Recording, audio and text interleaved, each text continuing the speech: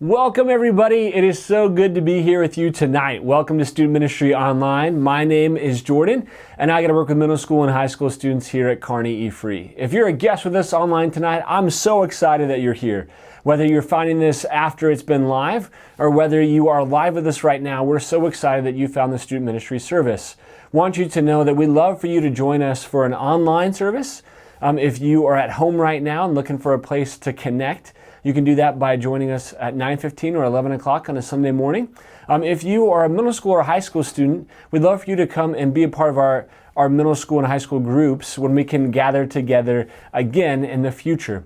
But for right now, I hope that you are finding this service to be encouraging and uplifting, and that it brings you a little bit of hope and a little bit of help and reminds you of how much God loves you right now in the middle of all that we are in and going through. So I just wanted to, again, welcome you, and I hope that your families are doing well, all things considered. So for the student ministry service, we always like to begin it with a game. So let's call the Wall family and get started. 30 seconds later. Welcome everyone, I'm here with the Walls, and they are about to play a game with us. So, let me introduce who I have with us. So we have Dylan Wall, and we have Kaylee Wall, we have Braden Wall, and Matt Wall, and then their dog, which I don't know your dog's name. Ruby's. Ruby? We have Ruby with us as well. So we have the whole Wall, well, not the whole Wall family. Sarah is there in the background cooking somewhere. So if they get in trouble, maybe she'll hop in and give some wisdom. So, what I need from you guys, I guess I should start by telling you what your options are for tonight. So here is what's going into the prize spinner. So we have Disney princesses, we have Frozen figures, we have lame lions, and then we have 49er trivia. So we have 49er trivia. So we will spin the game show spinner and see which one of those 4 games you're going to play. So, would you help me out, Walls, by doing one of these and spinning the game show spinner? All right, there we go. It's spinning, it's spinning, it's spinning, and it's landed on lame lions. I'm sorry. 49er trivia was too good to be true, Dylan. I'm really sorry. So, these are questions about lions, about movies about lions, and about teams that have lions for mascots. Oh, that's... So, I hope that between all of you, you guys will be ready and able to answer all the questions. So here's what you're playing for tonight. So I have a box of Bean Boozled beans. And so in this box, if you're not familiar with Bean Boozled, there are 2 of the same colored or look-alike beans, and one of them is a good flavor and the other one is a terrible flavor. So for instance, there are cream-colored beans and one of them is spoiled milk and the other one is coconut. So for each question you get right, I will have to eat a bean and you guys get to choose the color. So if you want to be mean, not mean, but if you want to be strategic, I should say strategic, not mean. So there's the orange ones that are barf and peach. And so you make me eat all the orange ones, I will have to eat at least one barf one in there. You can try and get all the nasty ones by having me eat multiple colors. How many colors are there? There is 1, 2, 3, 4, 5, 6, 7, 8, 9, 10 different colors. We just gotta get them all right. And if you get them all right, I could eat all of the bad ones. I could also eat all the good ones, so this might end out all right for me. So I will, I'll send you guys, I'll text you a photo of the back of the carton, and you guys can tell me which ones you want me to eat, and I will do my best to choose that same color. Okay? So we'll see how many questions you get right, and then we'll find out how many of these jelly beans I have to eat. So, you also get 2 helps. So you have a 50-50 help where I will remove 2 of the wrong answers and leave 1 wrong answer and 1 right answer. And then I also give you a hint. And so I try to make the hints obvious, but I want them to actually be helpful. So you have those 2 helps if you need them at some point. So here comes question number 1 on lame Lions. Who is the all-time receiving leader for the Detroit Lions? All-time receiving leader for the Detroit Lions. You have these 4 answers. A, Calvin Johnson. B, Marvin Jones. C, Herman Moore. Or D, Johnny Morton. It's either Herman Moore. This seems like an area of expertise for Kaylee. Did he say Calvin? Yeah, I was going to say, Kaylee, what do you think it is? You don't think it's I Herman have Moore? no idea. It's between those two. You want to do 50-50? No, not yet. Especially since I heard the 2 names. You think it's Calvin? He was a short career. Herman Moore played for a while. Calvin was incredible. In like what, 7 seasons maybe? Yeah. I don't know. Did he hit 100 at one? Yeah, go ahead. Okay, Calvin Johnson. They're going to go with Calvin Johnson, and you guys are correct. Way to go, Walls. That is 1 jelly bean that I am eating. So we'll wait till the end, and then you guys can tell me which jelly beans you want me to eat. So, question number 2. Lions are the only cats that A, live in groups, B, hunt at night, C, are female-led, or D, abandon their young. Female-led or... I think they're female. I think they're female-led too. Okay, female-led. Really? They live in pride. I don't think like tigers or pumas. Yeah, because they're led by. So is that your final answer? Female. Do you want to do 50-50, guys? Or... That's what. Well, what if we eliminate the 2 that we know female-led? Maybe I just I'm going to do group. If you guys want to do female-led, fine with me. Okay, we'll do group. They are calling an audible and going with A, they live in groups. And Sarah saves the day. It is A. They're the only cats that live in groups. She's absolutely correct. Tigers and the other ones, they live by themselves. So that's 2 for 2. You guys are crushing it. Way to go. Question number 3. Who voiced Simba in the 2019 version of Disney's The Lion King? So the 2019 version. We could get the things. So, is it A, Michael B. Jordan, B, Donald Glover, C, Will Smith, or D, Chadwick Boseman? Yeah. In the new one? Yes, the new one. That's fine. Sarah, any? The young Simba or the old Simba? I think it was the same. I think it was the same voice the entire time. The whole time. Will? It wasn't Will Smith. You know it was Will? I don't know. I haven't seen it. Should we get our options again? Should we get a hint? They don't. Would that be better for the... I wouldn't I think you should just guess. We're going to do hints. Yeah, we'll get a hint. Dang it. You're gonna get a hint. Okay. Please. No. The person who voiced Simba also has a rap career.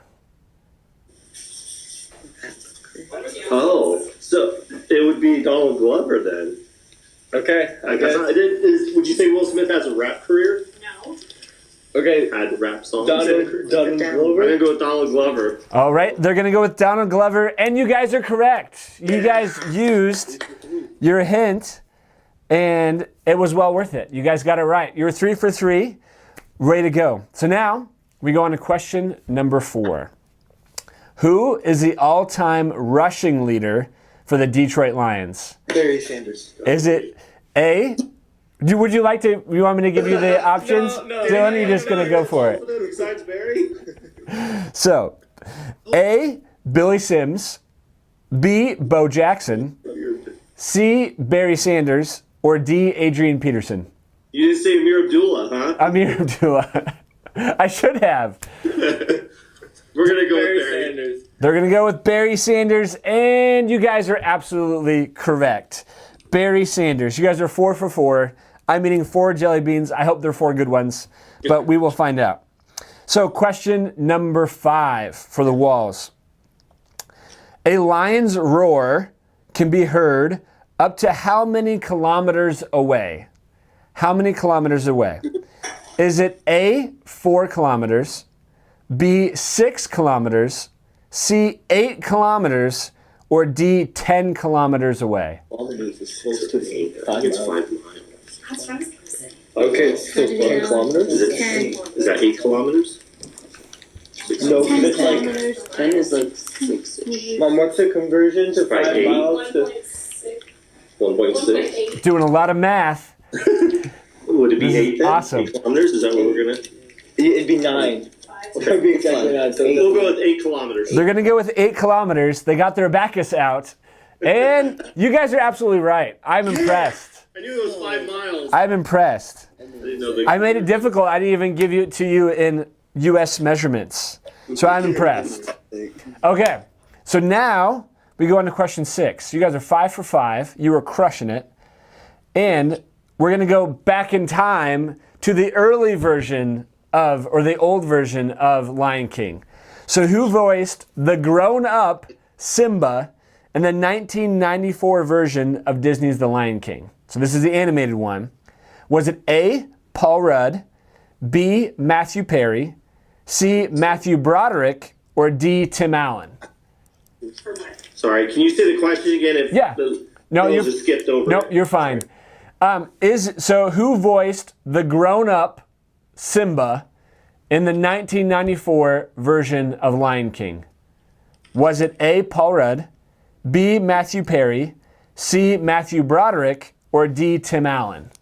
I don't know. Broderick. I could see Matthew Broderick. 50-50? 50 during the home improvement years. 50-50? What? 50-50?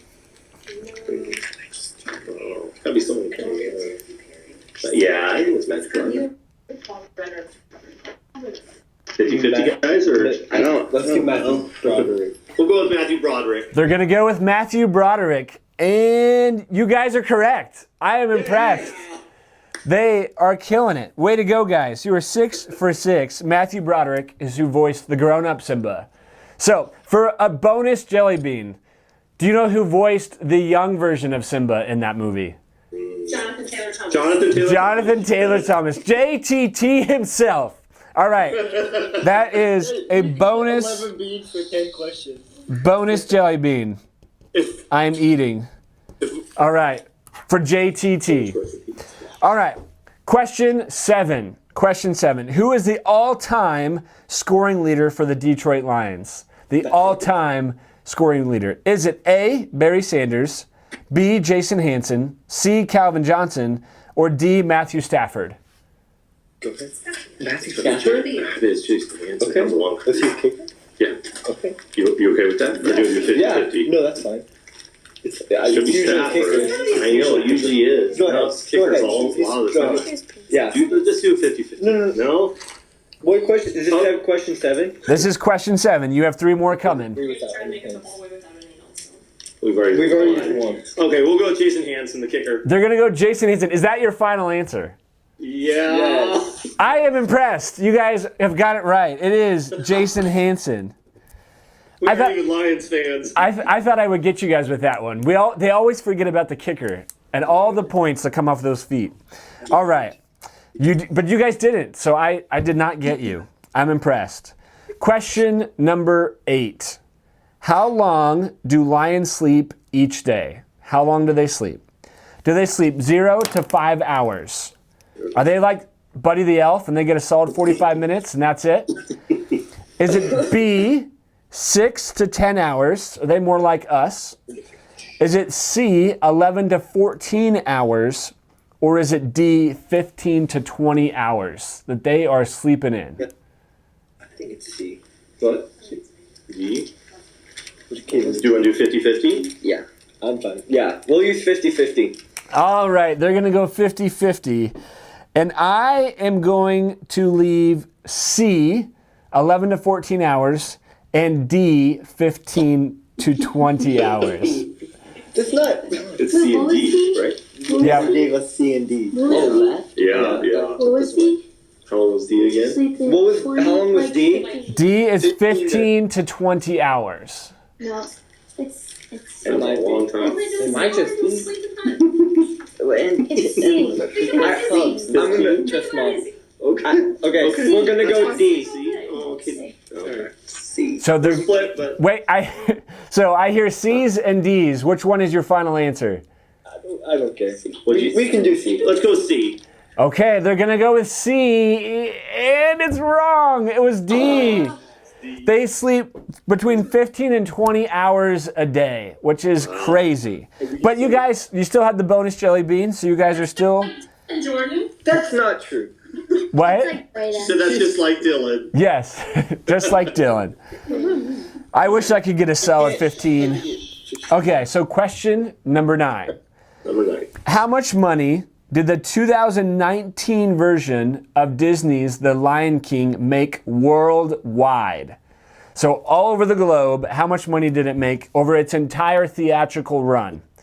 Was it A, 900 million, B, 1 billion, C, 1.3 billion, or D, 1.6 billion? That's a long time ago. No. Billion for a movie. No, so this is the 2019. This is the most recent one. Okay. 1.3? Yeah, I don't care. What do you think, Katie? Probably 1.3. 1.3 billion. They're saying 1.3, and I'm sorry, it was 1.6. It made $1.6 billion, which is crazy. But you guys are still doing just fine. We come to question 10, your final chance to make me eat a jelly bean. And now I've realized this is a terrible question to ask Brayden because he has some firsthand knowledge about this. So, question 10 is this. What does the lion in Wizard of Oz want to ask the wizard for? Is it A, courage, B, a mane, C, a tail, or D, a brain? Courage. Courage. He says with confidence. Are you sure that's the answer you want to go with? Pretty sure. Pretty sure. All right. So it is A. You were absolutely correct, Brayden and the rest of the Wall family. It is courage. So because I realized, Brayden, weren't you in The Wizard of Oz, the play production? Yeah. So now that I saw you and I saw the question, I said, uh-oh. Because I thought maybe, just maybe, this family that I'm going to ask, they've not seen The Wizard of Oz in a while. And they're going to forget, because I forgot for a second. But then I remembered you were in the play, so we're in trouble. I'm in trouble, not we. Me is in trouble. So you guys have 7, 8, 9 jelly beans that you get to make me eat. So I cannot text you. So here's what I'm going to do. I am going to read you off the names. I'll read you off the names, and you tell me the 9 that you want me to try and get. So your other option is that you can just say, I want you to eat all the jelly beans that look like that one, okay? So here. Do you want me to just read the bad ones? Yeah, that's sure. Okay. So here are the bad ones. We have spoiled milk, dead fish, rotten egg, toothpaste, barf, canned dog food, booger, stinky socks, stink bug, and dirty dishwater. Ooh. You said toothpaste was a bad one? Yeah. So if I Okay. get Get rid of that one. get rid of that Yeah, one. that would be bad. Wait, Yeah. are you eating them all at the same time? No. Oh, okay. I'll eat them one at a time. That'd be disgusting. Okay. Well, There's then the it pictures. was- All besides Oh blue. no, what did I just do? One of each besides the blue one, I think. So that would be one of each.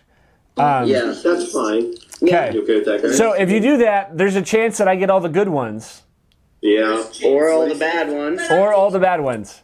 Not Yeah. very Yeah, you teach statistics, and it's not very likely. So if we get rid of blue, Isn't it Let's just do that, guys. Yeah. just get rid of Okay. blue and then Pick one of the each. rest. Yeah, one of Okay, each. I will get rid of blue, and I will do one of the rest of them. Ew. All right. So stick around to the end of the service, where I will hopefully beat the odds, beat the statistics, and eat all the good ones. Things like peach and blueberry and butter popcorn and strawberry banana smoothie and coconut and chocolate pudding and juicy pear, tutti frutti, toasted marshmallow, and birthday cake. Now, realistically, it's probably not going to happen, and there's going to be some nasty ones in there. So stick around to the end and check us out, or check me out as I eat some hopefully not terrible, but probably some nasty jelly beans. So thank you, Walls. I appreciate it so much. Have a great rest of the evening, and we will see you around hopefully soon. Thanks, Jordan. See ya. Bye, guys. See ya.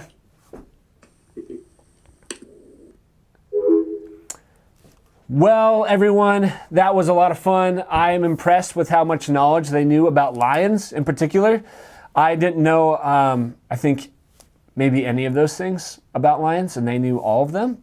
So that was very impressive, except for maybe Sarah knew even the one about how long they sleep. So it's impressive. But now we reach the part of the service where we get to greet one another. And so I encourage you to say hello from your family in the chat, and we'll move on to announcements really quickly. Hello, everyone. Time for some announcements. Announcement number 1. We will be having student ministry online next Wednesday night at 7 p.m. Please join us for more worship, for more message, and for more fun as we continue to dig into God's Word together.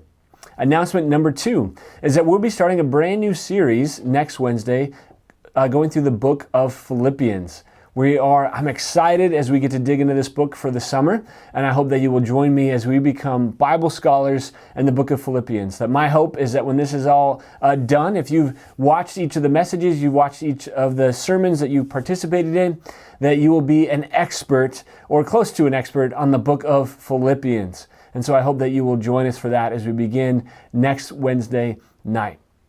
Announcement number 3.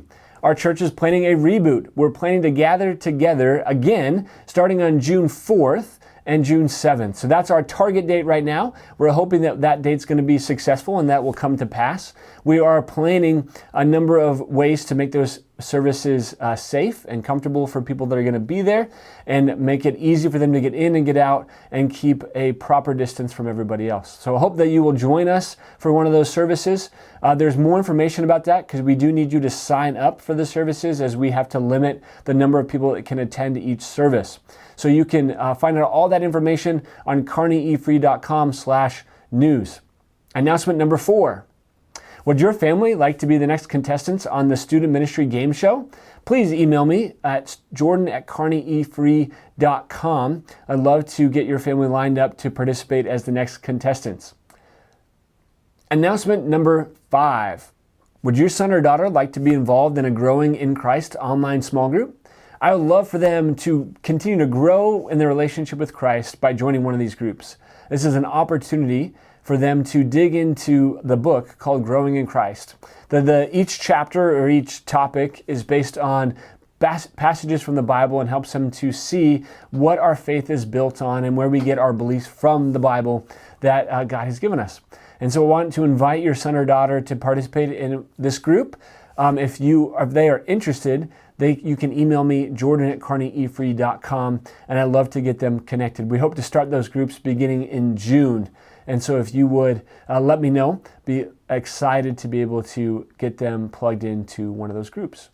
We'd love for your family to join us for one of our church-wide services that take place at 9:15 or 11 a.m. on Sunday mornings. You can find these services at the same place you found this service. So whether that's at carneyefree.com/live, facebook.com/carneyefree, or youtube.com/carneyefree. We'd love for you to connect with a larger church family through one of these church services. If you missed last week's Mother's Day service, it was incredible. I encourage you to go find the church choir or the digital choir singing The Blessing. That it was an amazing song, an amazing moment in our church. And if you missed it, you really did miss something amazing. And I hope you would go find that on YouTube following the service. And now it's time to worship together. Good evening, everyone. I'm so glad you guys could be with us today. Take this moment and just worship with us as you're at your house tonight.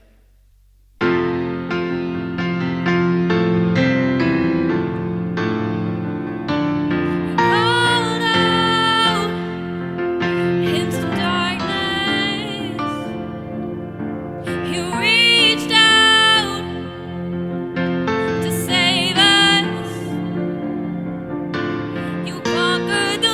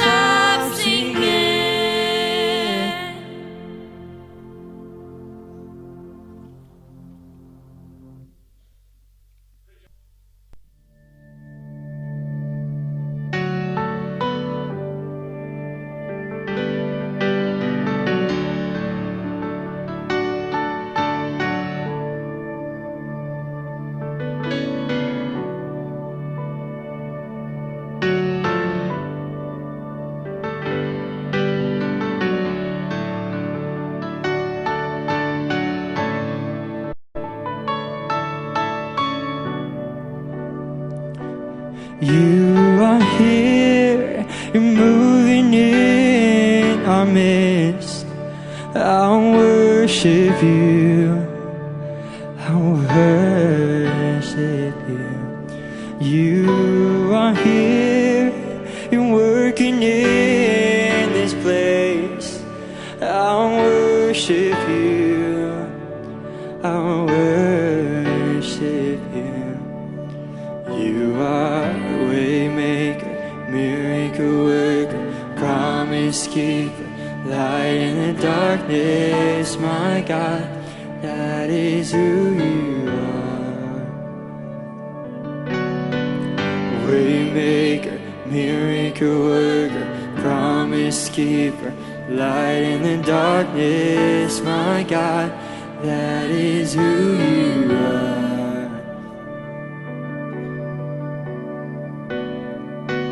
You are here, you're touching every heart. I'll worship you, I'll worship you. You are here, you're healing every heart. I'll worship you, I'll worship you. You are here, you turn lives around. I'll worship you, I'll worship you. You are here, you're mending every heart. I'll worship you, I'll worship you. I know you are waymaker, miracle worker, promise keeper, light in the darkness, my God, that is who you are. Oh, you are waymaker, miracle worker, promise keeper, light in the darkness, my God, that is who you are. Oh, that is who you are, and that is who you are, and that is who you are, that is who you are.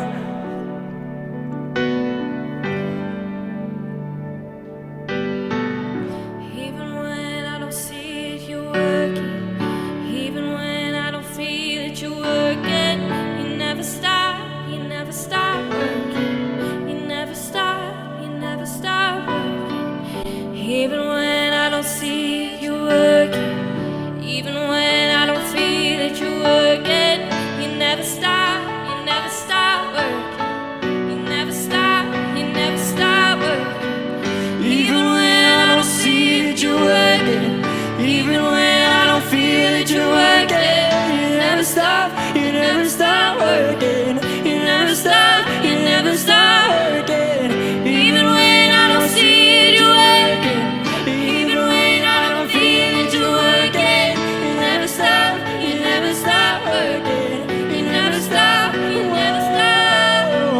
Waymaker, miracle worker, promise keeper, light in the darkness, my God, that is who you are. Oh, you are waymaker, miracle worker, promise keeper, light in the darkness, my God, that is who you are. Oh, that is who you are, and that is who you are, and that is who you are, and that is who you are.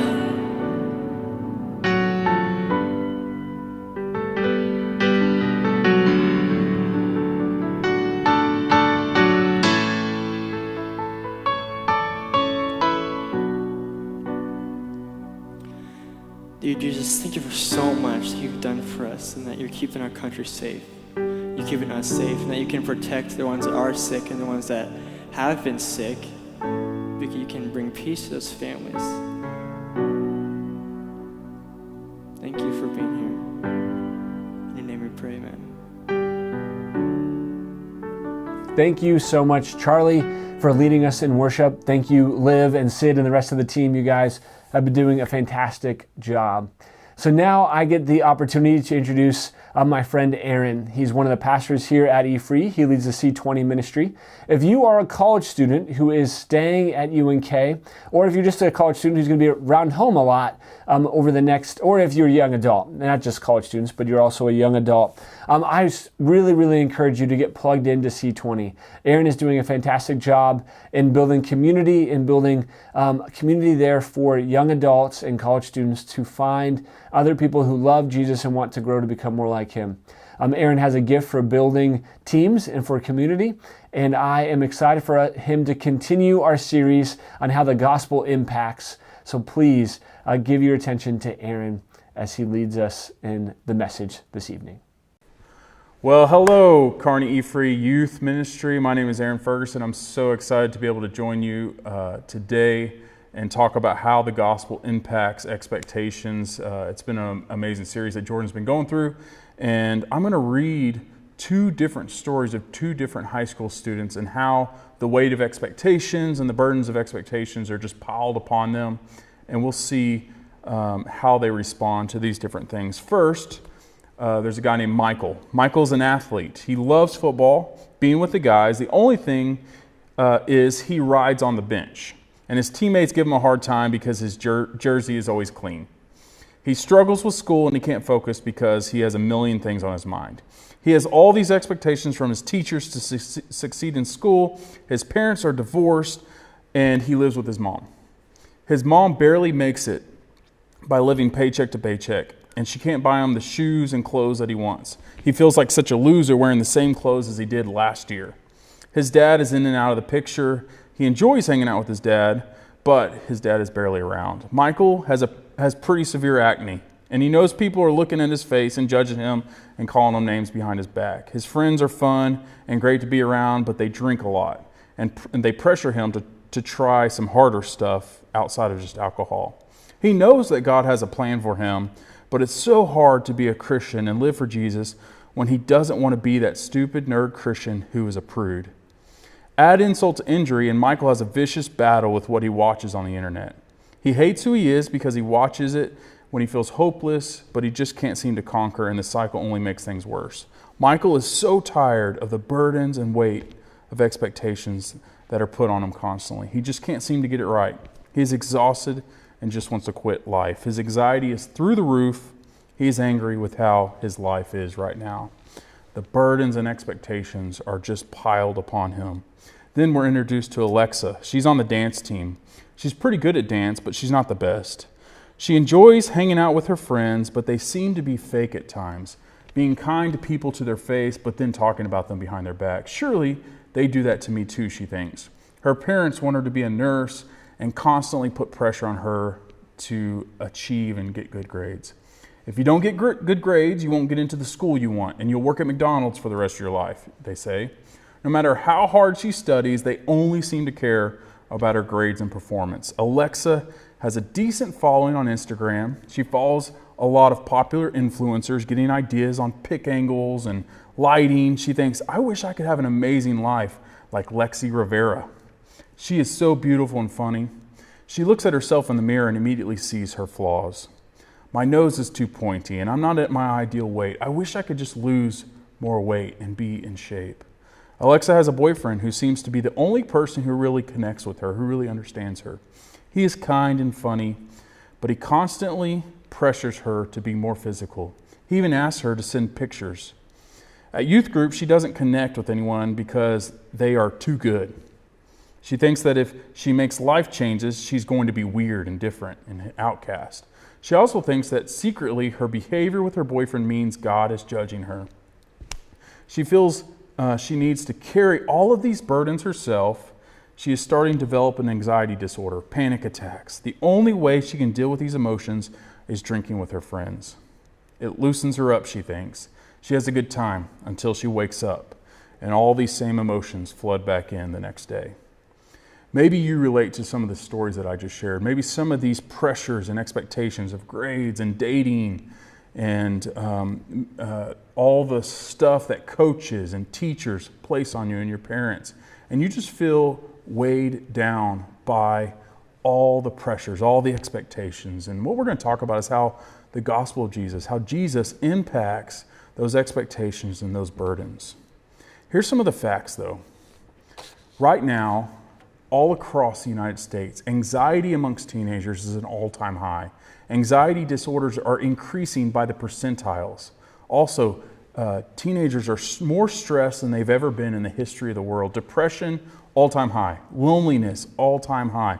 With all of these stressors, with all of these characteristics that are showing that teenagers are really hurting right now, what do we do to offload all of these burdens and all these expectations? What can we do about all these burdens and expectations piling up? In Matthew 11, Jesus is addressing a group of people, and they are under the burden and expectations of the Pharisees, the religious leaders of that time. And they feel that they can never be good people because they're constantly breaking God's law.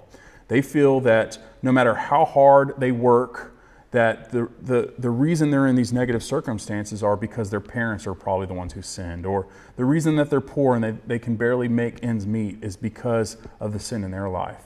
And so they are weighed down by the burdens of the Pharisees at that time, the religious leaders who Jesus said this about them.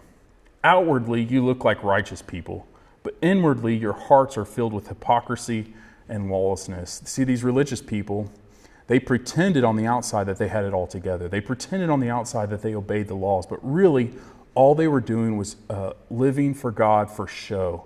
And then they would judge the people who they said are not following the rules. And these people are weighed down, they're stressed, they're depressed, they're lonely, they're starving. And Jesus says this powerful statement in Matthew 11:28 through 30. Here's what he says. Come to me, all you who are weary and carry heavy burdens, and I will give you rest. Take my yoke upon you. Let me teach you, because I'm humble and gentle at heart, and you will find rest for your souls. For my yoke is easy to bear, and the burden I give you is light. I want to hone in on this one statement. All of you who are weary and carry heavy burdens. In school, when I was in high school, we had this thing called books. And you see, books were pages that you would read from. You would turn pages and read. This is before cell phones and iPads and things. And so we would read from books. Some of you can tell that I am being sarcastic, but I had a backpack.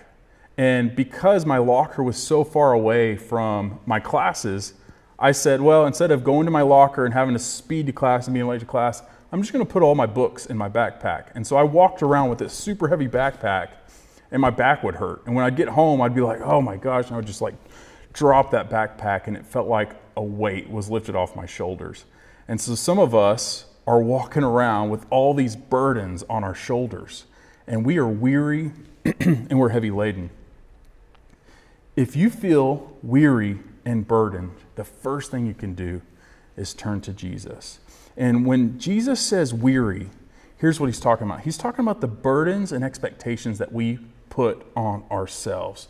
So for example, you're like me, you're carrying your load, you got your burdens, and there's burdens and expectations that you place on yourself. For example, you're like, man, I just wish I could date somebody.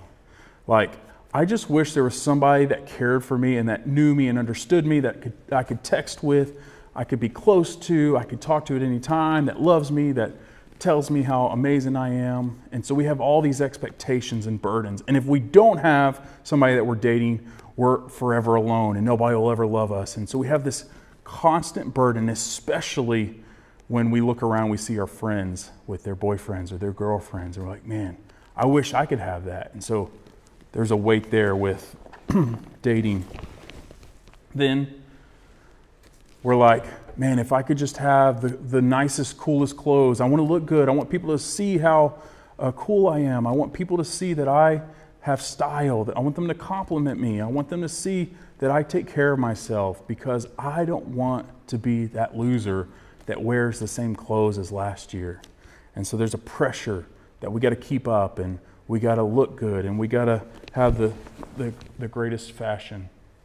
And then there's being liked.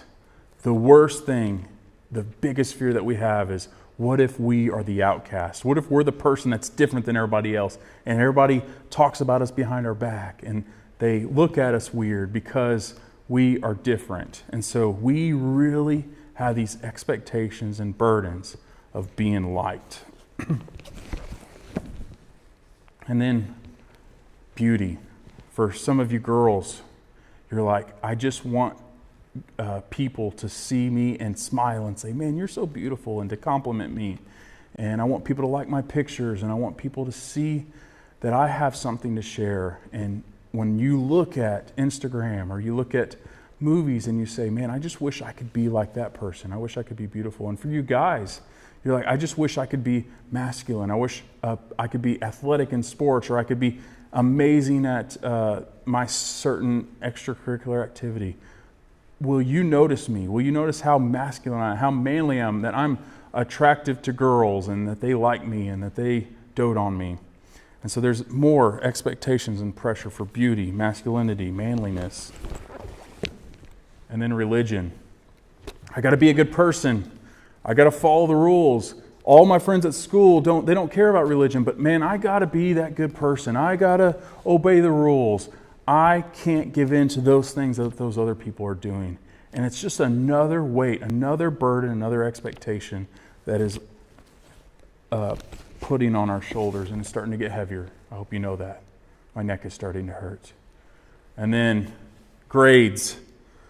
You got to get the good grades so that you can get to the right school, so that you can get the right job, so you can make the money, so you can have a good life and have a white picket fence and have 2.5 kids. And you have to get the grades. And some of the pressure is coming from yourself. And some of it's coming from your parents and the teachers. And you have all this other stuff that you're worrying about. But man, that expectation, those burdens, grades, grades, grades. And then Jesus says, those who have burdens. And so burdens are the expectations and weight that are put on us by other people. Obviously, parents and coaches can be positive, have positive expectations for you. But when we have unhealthy expectations from our parents and coaches, maybe your parents seem like that they only care about your grades or only care about your success, and that's all they talk to you about. They only talk to you when you are in trouble. They only talk to you when they need to fix something. We're not talking about healthy expectations and healthy burdens that parents and coaches place on us. We're talking about those unhealthy, only focused on the end goal. And so some of you have coaches who only care about the points on the board or only care about the touchdowns. And you are constantly brought down by the burdens of your parents and the burdens of your coaches. And then you have friends. I accidentally grabbed two. You got friends, you got peer pressure. Hey, you should do this and you should act like this. Why are you pretend like you're a goody two-shoes? Why are you being such a goody two-shoes Christian? Peer pressure is a constant force, even for me as a grown-up, that I need to conform to the standards of the people that are around me. Another burden. And now my neck is definitely hurting. Purity. Everybody else is doing this. Everybody else is texting pictures. Everybody else is having physical relationships with their boyfriend or girlfriend. Why are you such a prude? Why are you so different? Why do you have to act like you're better than everybody else? Pressure from people and purity. It's so foreign. Why do you even care? And then being targeted. That is a big fear, that you are going to be isolated and everybody's going to look at you and point at you and say, what an idiot, what a stupid person. So you need to conform. Don't say the wrong thing. Don't stick out. Don't make yourself the center of attention. You do not want to be targeted. You have friends. Text me. You're constantly looking for affirmation. Hey, like my stuff. Hey, call me. Hey, let's hang out. You have these expectations that your friends are going to constantly be there for you. And sometimes They're not able to text. They're not able to reach out to you. And then last, social media, likes, follows. You have these expectations and burdens for likes and for follows. Please like my stuff. Please follow my stuff. Hey, you ask questions, you send out stuff just so that you can get likes, just so that people can affirm you. And as you can see, it starts to weigh up. And if you're like Michael or you're like Alexa, it starts to get so heavy around your neck. It starts to get such a heavy burden that you're just exhausted and you're tired. And Jesus understands that. And he says, come to me, all you who are weary and burdened, and I will give you rest. And so here's how we can rest in God. We toss our burdens on Jesus. You see, Jesus says, I don't love you for who you are. I love you because that's who I am. And we take that heavy burden that we're just holding on to, those expectations that people have for us, those expectations that we just talked about. And we say, God, I'm going to toss those burdens on you and you're going to take care of them. He says, I'll give you rest. When we hold on to these burdens, we're weighed down. We're like, only I can control my life. Only I can take care of this. So we are like this control freak who says, I'm going to take care of it. I'm going to hold it on. And Jesus is talking to us. And he says, why don't you give it over to me? My burden is easy. I'm strong. I can take care of this. And so we take off those burdens and we put them on the cross. The third thing we can do is let Jesus take the wheel. I don't know if you know that Carrie Underwood song. Maybe Jordan's going to play that in the background. But Jesus says this, take my yoke upon you. So what is a yoke? And so we have a picture of a yoke. And this is a device that's used to put two oxen together. And typically what would happen is they would have an older, experienced oxen, and they'd put a younger one that's strong but stupid, and they would put them together over this device that would put their necks together. And that wise, experienced oxen would help guide the younger one to help plow the field. By the way, one oxen can pull like 2 tons. 2 oxen can pull like 25 tons. It's absolutely amazing. The math doesn't even make sense. But the power of one oxen, which is us just, I got this, I can take care of this, oh my gosh, is way less than if we partner with Jesus and say, Jesus, can you take this burden? And he says, man, here, put my yoke on you. Put this device around your neck and let me take care of you for a bit. Let me let you rest. And so to help you get kind of a modern understanding of this yoke, think of it as a tandem bicycle. Jesus is saying, hop on my tandem bike and let me do the steering. And so we also have a picture of a tandem bike. And here in this picture, you see a much larger guy who's pedaling in the front. And then you got his son or a kid in the back who's not really doing as much of the pedaling. But guess what? The person in the front is doing all the steering. And so this more modern example of a tandem bicycle, what we need to do is say, Jesus, I'm going to hop on your bike. You're going to steer. And I'm just going to let you go where you want to go. I want you to take the wheel. And we help in the pedaling, but sometimes, man, we get tired and Jesus is like, I'm going to pedal for a bit. It's okay. Let me take care of this. Let me take care of your burdens. So what happens when we take the wheel? We get exhausted and we get weary. You know this. I know this. When I say, God, I'm going to hop off the bike for a bit. I don't really like where we're going. I'm going to take care of this for myself. And we go off on our own path. Jesus is just chilling on the tandem bike. He's watching us. And we're just burdened by the weight of the expectations, trying to shoulder them ourselves. And then Jesus is like, are you ready? Hop on. Take a break. Let me guide you. Let me drive. Here's how you can apply letting Jesus take the wheel. I want you to grab a sheet of paper. And I want you to draw a large cross on that sheet of paper. Make sure it's 3-dimensional. And I want you to be honest as honest as possible, inside that cross, I want you to write down all of your cares, all of your burdens, all the expectations that you put on yourself and the expectations that people put on you. And I want you to just write them in there and be absolutely honest. And after you're done writing all these burdens, all these expectations, whether it's grades or dating or beauty or masculinity or likes or follows, whatever it is, I want you to say, God, I am giving this over to you. I'm no longer worrying about these things that I have no control over.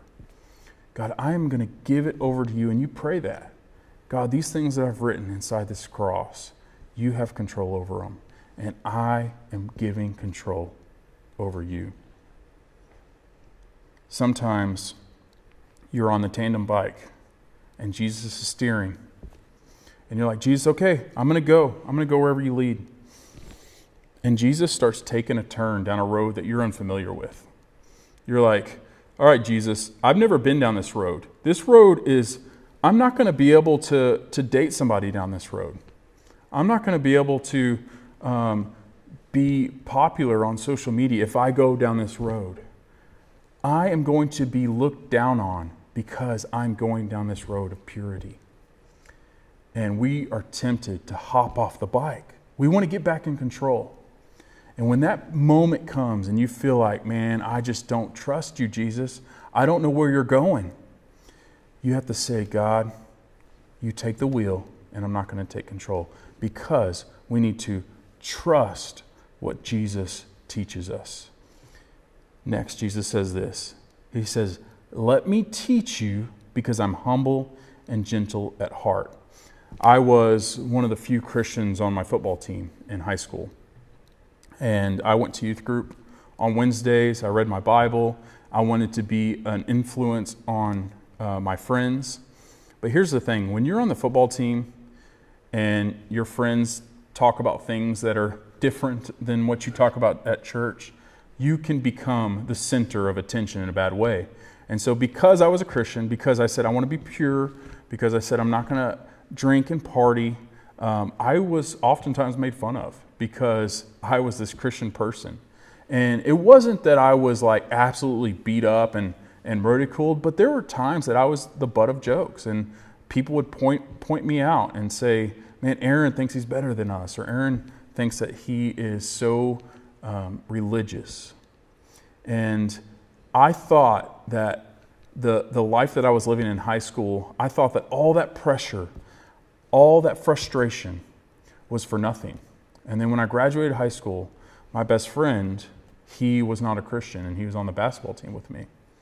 And he said to me, I was sharing the good news with him. I shared about how Jesus takes on our burdens, that we don't have to worry about all these expectations burden. We can just give it over to Jesus. And I wasn't for sure if he received Jesus or not, but I found out on social media that he passed away. He was hit by a drunk driver. And it was tough. It was very hard. And I was sitting with his parents at their dinner table getting ready for the funeral. And his brother and his sister said that they wished that he spent more time with me because they knew I was a Christian person and I lived a life that represented Jesus. Here's the thing.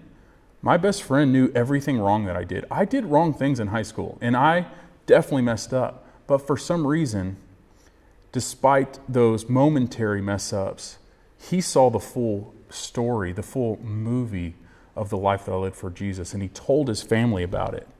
And they thought that I was a strong Christian person.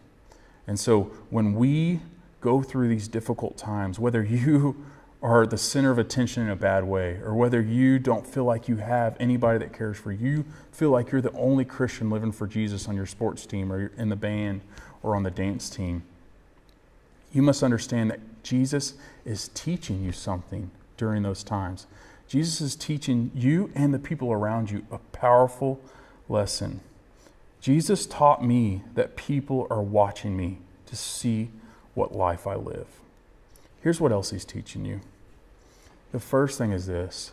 I love you, and you can't outrun my love. You can't out-sin my love. when we have these burdens and expectations, sometimes we're going to fall into temptation. We're going to fall into the pressure of those around us. But here's the thing. God's love for us is infinite. He loves us so much, and He's not going to stop loving us. We're not going to sin so much that Jesus is like, you know what, I can't receive you back anymore. And when we do sin, when we do mess up, what we're going to want to do is just put our head down and never go back to Jesus because we think that He's angry with us. He's going to cast us out. He's going to reject us. But no, He says, I went to the cross on purpose. And there was nothing about you that I went to the cross for. I went to the cross simply because I love you and I am going to die for you. And so there's nothing on our part that drew Jesus to the cross. He did it because of His great love. And because His great love sent Him to the cross, our great stupidity, our great sin is not going to prevent His love and His blood shed on the cross from forgiving us.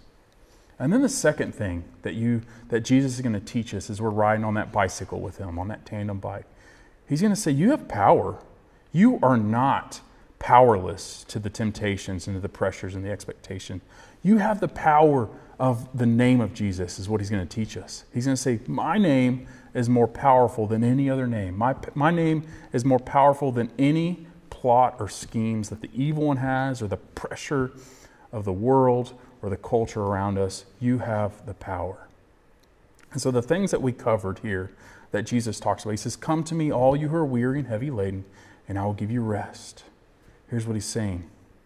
I want you to turn to me and trust me. Turn to me, turn away from your burdens, turn away from your expectations. And then I want you to toss those burdens and expectations on the cross. Toss them on Jesus. I want you to take my yoke. Hop on my tandem bicycle and let me do the driving. Let me be the GPS. I'm going to say turn right here. With the GPS, it only tells you to turn right before you're supposed to. And sometimes I pass it up. I'm like, dang it, I got to turn around and go back. Jesus is not going to tell you the plans He has 6 months from now or 7 years from now. He's going to say for that day, I want you to honor me. And He's going to tell you to go down a road that is unfamiliar, that is scary. And in our obedience, we can take on His yoke, take on His bicycle. And then finally, He's going to say, trust me. Will you trust me with where I'm going? And there's a lot of fear in letting go of control. You see, when we're holding on this bag, when we're holding on all these burdens, we say, this is the only way I'm going to be happy. This is the only way that I will be in control. This is the only way I'm going to be able to be successful. And so we hold on all these. And Jesus says, if you give them over to me, if you let me take them on, will you trust me? And so here's a practical way. When those burdens and expectations start to pile up, here's a practical way. So everybody around you is living, for example, lots of people after they graduate high school, they move in together. And God has this specific design for marriage. He says, marriage is to be, or sex is to be between a married man and a married woman. And so you feel this pressure. Movies, Instagram, social media, all this stuff is pressuring you to live a life that's in opposition of God. So here's what you can do.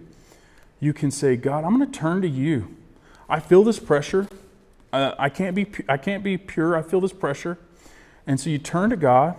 You toss it. You toss that pressure to be pure on the cross. Toss it on there. And then you take His yoke and say, God, wherever you go, I'm going to go. Whether it means me getting married or not. Whether it means me being serving you without a dating partner. And then you're going to trust Him. What about grades? Okay. Maybe you are good at school and you excel really easily. Or maybe you struggle at school. And so you're like, man, I just can't get the A's. Or no matter how hard I work, I just cannot get the right grades. And this is, I'm talking about, your normal discipline. If you just don't turn in your homework, that's on you. But what you do is you turn to God and say, God, I want to go to college or I want to get good grades, but it's really hard for me. I'm going to turn to you and I'm going to toss this care and this burden of grades on you. I'm going to toss it on the cross. I'm going to take your yoke. I'm going to ride your bike and say, God, if honoring you and being dedicated to youth group and being around Christian community means that I lose time studying for homework, or I lose time preparing for a test, I'm going to make that sacrifice. And then I'm going to trust you with the results. If I do my due diligence, if I study hard, if I work hard, I'm going to trust you with the results. Turn, toss, take, and trust. And when we do these things, when we give these burdens over to Jesus and we turn, toss, take, and trust, Jesus is able to impact all of the burdens that we carry, and he gives us rest. And when we are restful, when we are walking at a slow pace with Jesus, we're able to enjoy the things around us because the destination is not down the road. Jesus says the destination is right now, this step that's in front of you, this path on the bike that's right in front of you. And we can enjoy life in the present. We can enjoy the ups and downs of life that happen every single day. My prayer for you is that you will utilize these very things that we talked about, that you will turn to God, that you'll toss your burdens and your cares on his shoulders, that you'll take his yoke, hop on his bicycle, and ride with him, and you'll trust that he's going to take you to an amazing destination. That's my prayer for you. Thank you so much for allowing me to talk to you today. Thank you, Jordan, and we will see you soon. Adios. Thank you so much, Aaron, for that amazing message from Matthew 11:28 through 30 on how the gospel impacts burdens. I hope that that was a helpful message for you. I was blessed by listening to it, and I hope, again, that it's helpful for you and for your family. So now we're going to enter into some response questions, and so I want to give you an opportunity to respond.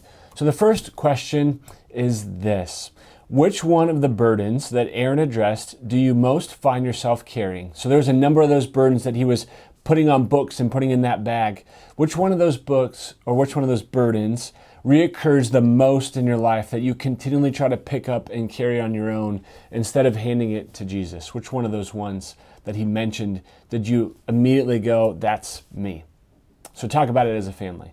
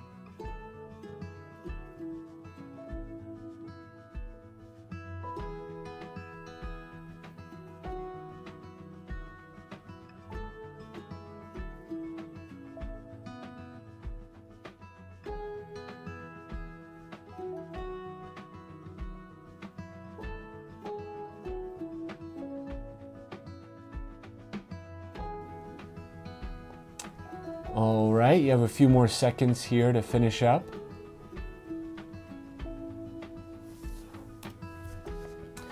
All right, we're going to go on to question number 2. Question number 2. What is the biggest burden you are carrying right now? So what is it right now? What's the biggest burden that you're carrying? That it might be the same as the last one, but I wonder if it's something different. That a lot of times you find yourself wrestling with your identity or your grades, but right now it's not grades, right now it's friendships. Which one of those burdens is the biggest burden right now that you are dealing with, that you want God to help you with? So talk about that as a family.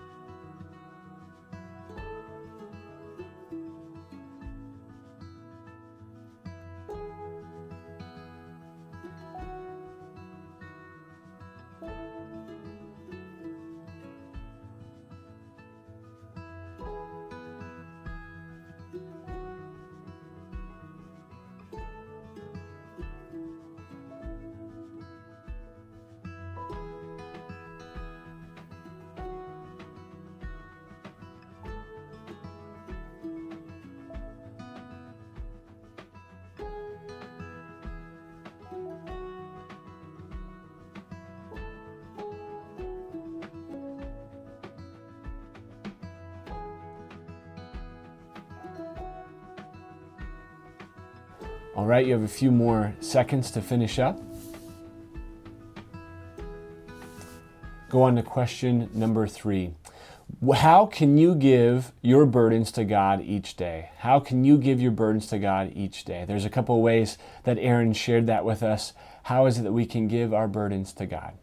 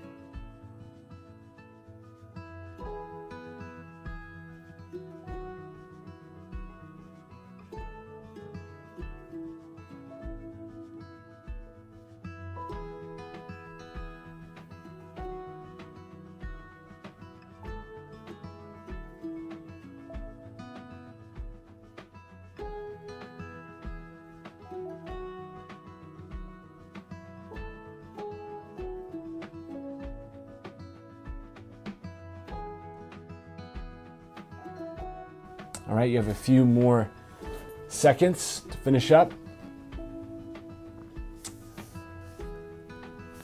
All right. Well, thank you so much for joining us tonight for Student Ministry Online. Thank you for having us in your homes.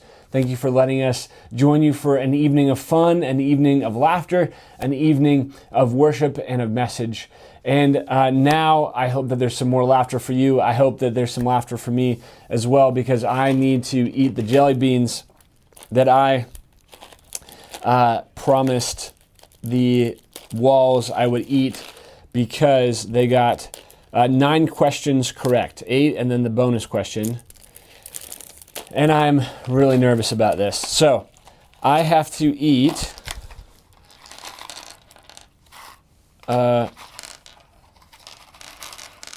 one of each of the bad colors. Oh, just the smell. The smell of this box. Oh, is bad. Okay, walls, so here's the problem. They don't have one of each color. So I will do my best here. So you guys said we're not going to do any of the toothpaste ones, which is those guys. Oh man, there's definitely a bar flavored one in here. Okay, so these 3 look like barf or peach or maybe dead fish. None of those are great. So we're going to put those over there for right now. Okay, these look like spoiled milk or coconut. Man, I hope it's coconut. Oh. Okay, so this looks like either dishwater or birthday cake. That one is either dead fish or strawberry smoothie. Please be strawberry smoothie. It's more strawberry smoothie. Rotten egg. That's either rotten egg or buttered popcorn. Please, buttered popcorn. This is, man, I can still smell it. That bar flavored one is so bad. Oh, ugh. Okay, I'm gonna try really hard not to throw up when I do this. This one is either stinky socks or tutti frutti. Please be tutti frutti. Okay, so where are we at here? Oh, and then this is booger or juicy pear. Those are all fine. Stink bug. I don't have one of these stink bug guys. We'll do that guy. Okay, so 1, 2, 3, 4, 5, 6, 7, 8, 9. Okay, that's 9 of them. Okay. Oh man, I don't even know where I want to start here. Oh man. I can't believe how strongly it smells of barf. That's so terrible. Okay, I'm really gonna try hard not to to throw up. Okay, I guess I'm just gonna start with this one that's either dog food or chocolate pudding. Please be chocolate pudding. Also, the walls were nice enough to text me that the odds of me getting all nice ones is 0.2%, not just 2%, 0.2%, which also though means that the odds of me getting all the bad ones is also 0.2%. But you're telling me there's a chance. So please be pudding, not dog food. Oh, that's definitely dog food. Oh. Ugh. Oh. I don't have water. Why did I not get water? Ah. Oh. Oh. Oh, man. Okay.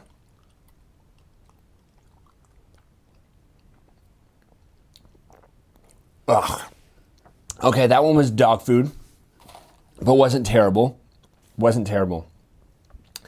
Okay, this is either rotten egg or buttered popcorn. Oh, it's buttered popcorn. That's good. Okay, so right now we're 1 for 1, which is good news, that I haven't gotten totally destroyed. So now, this one's one that I'm really worried about. It is dead fish, or it's strawberry banana smoothie. I really hope it's strawberry banana smoothie. Okay, because I don't like live fish. I'm really afraid of what dead fish is gonna be. Oh, it's dead fish. Oh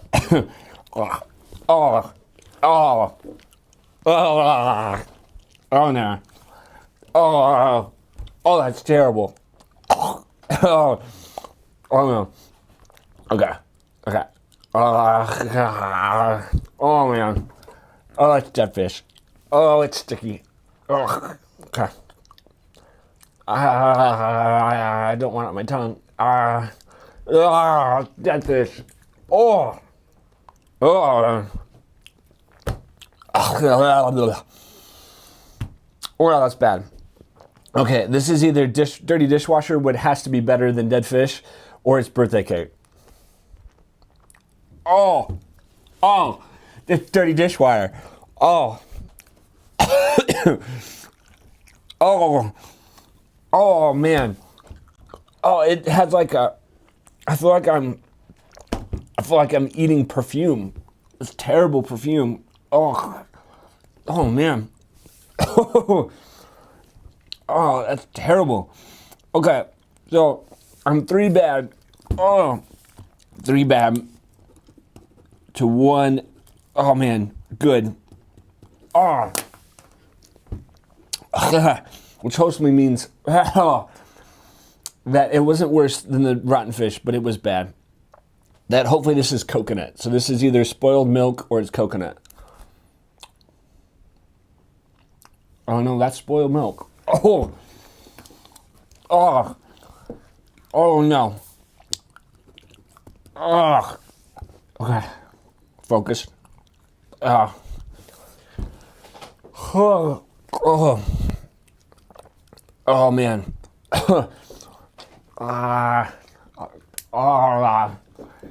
Oh, it's so bad. Oh. Oh.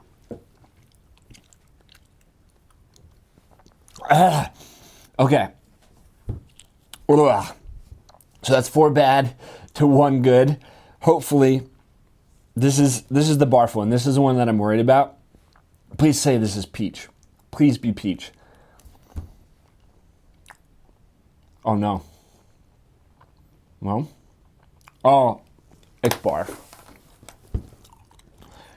Oh, it's barf. Oh. I don't know how they make this, but I don't like it. It's not right. Oh. Okay. Oh. Okay. Focus.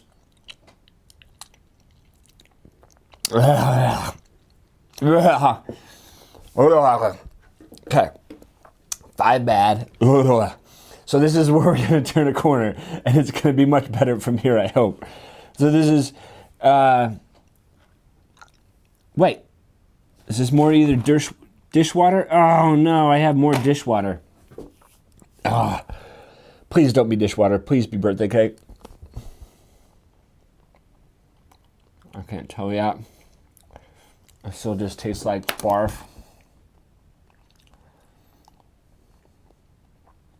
It doesn't really taste like anything. Oh man, that barf one's terrible. Ugh. Ugh. Ugh. Okay, so that one, we're going to call it good because it didn't taste like anything. So we either have juicy pear or booger. I hope it's juicy pear.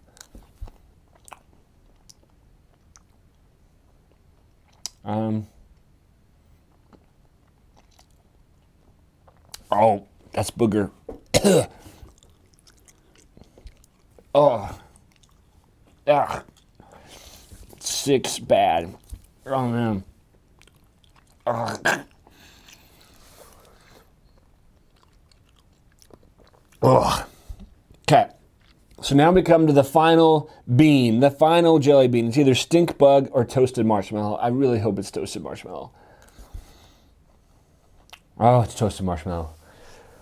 Whew, that's much better. Okay, well, we had 3 good to 6 bad. That seems like I was really up against the odds there. But there's more in here, so maybe we'll have to do more of these later. And I don't know if there's just good ones left because I got so many bad ones. I don't really think that's how it works. But, man, wow, this toasted marshmallow is really making up for everything else. Thank you, Jesus, that I got to end on a nice one instead of that barf one. Oh, it's so bad. Okay. Well, thank you guys for joining us for tonight. I am, again, so excited that you hung out with us tonight. Looking forward to seeing you guys next Wednesday. Have a great evening, and goodbye.